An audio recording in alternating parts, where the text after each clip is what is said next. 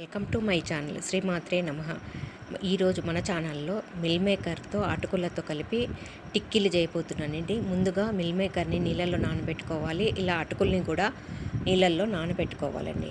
రెండింటిని నీళ్ళలో నానబెట్టుకున్న తర్వాత ఒక అరగంట తర్వాత మిల్ మేకర్లోని నీటిని ఇలా చేతితో పిండేసి మిక్సీ జార్లో వేసుకోవాలండి.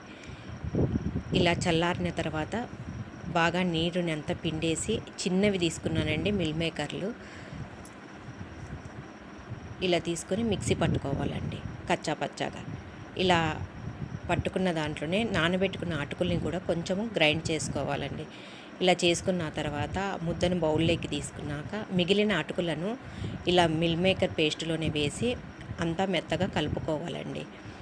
తర్వాత ఆ పేస్ట్కి తగినంత ఉప్పుని వేసుకున్నాను, పసుపును వేసుకుంటున్నానండి.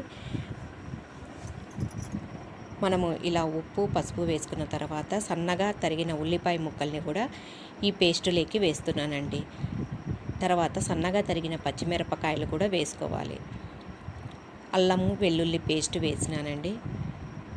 అల్లం వెల్లుల్లి పేస్ట్ ఫ్రెష్గా దంచుకుంటే చాలా టేస్టీగా ఉంటుందండి. ధనియాల పొడి వేసినానండి.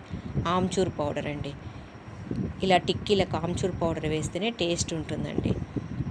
ఇలా అంతా మొత్తము మిశ్రమాన్ని లాగా కలుపుకొని మొత్తం మెత్తగా అంతా పిసికి పెట్టుకోవాలండి. మనము ఇలా టిక్కీ చేసుకున్నంత ముద్దగా వచ్చేంత వరకు కలుపుకోవాలండి. తర్వాత కొంచెం చేతికి నూనె పట్టించుకొని మనం టిక్కీ సైజులో ఈ ముద్దని ఇలా ఉండలు చేసుకొని టిక్కీల్లాగా ఒత్తుకోవాలండి.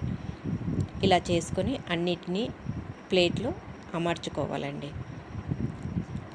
మిల్ మేకర్ చాలా మంచిదండి. మనకు వెజిటేరియన్ వాళ్ళకు మిల్ మేకర్ తింటే చాలా పౌష్టిక ఆహారం అండి.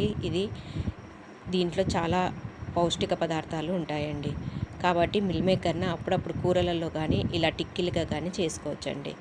ఇలా చేసుకున్న వాటిని కొంచెం నూనె వేసుకొని సెమీ స్టీమ్లో మనము ఉడికించుకోవాలండి. తర్వాత ఇలా ఎర్రగా చూడండి, ఇలా చూపించే విధంగా ఎర్రగా బాగా వేయించుకోవాలండి. తర్వాత టమోటా సాసుతో సర్వ్ చేసుకొని టేస్ట్ చేయండి.